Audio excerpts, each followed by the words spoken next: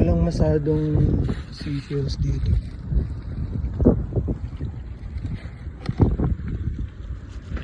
Doon pa sa unahan yung paborito nating kuhaan ng shells.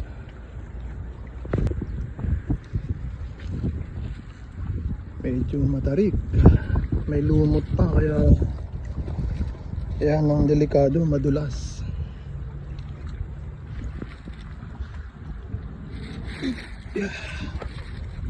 Ito walang lumot to, kulay white, pero yung mga yan madulas yan, yung mga medyo black.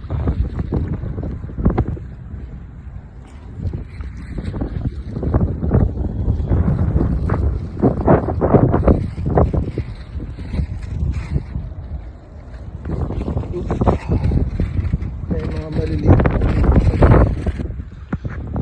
Kaya naman tayo sa taas.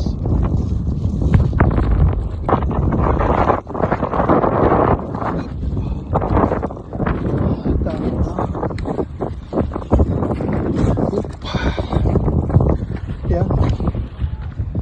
Dito na tayo.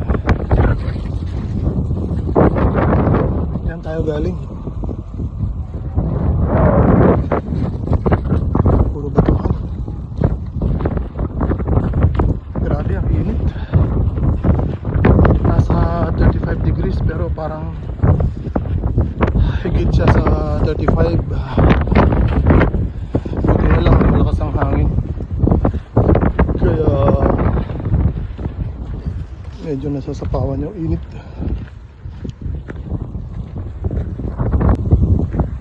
Ayan, dati tagusan yan kaso sinarado kasi ginagawa nga, pero yun doon. Ayan yung motor tower. Doon yung seashore kung saan tayo na grounding or earthing. Layo pa yan, paikot pa yan hanggang papunta pa doon, lagpas din sa water tower. Tapos sa pinakaunahan pa malayo na, andun yung Salt Beach Resort na puntahan din ng mga Pinoy. Lakas ng hangin. Ayan, ulila ngayon yung Cornish. Tayo lang mag-isa.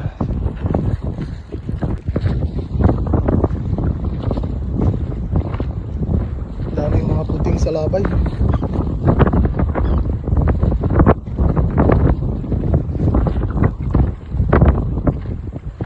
Malayo rin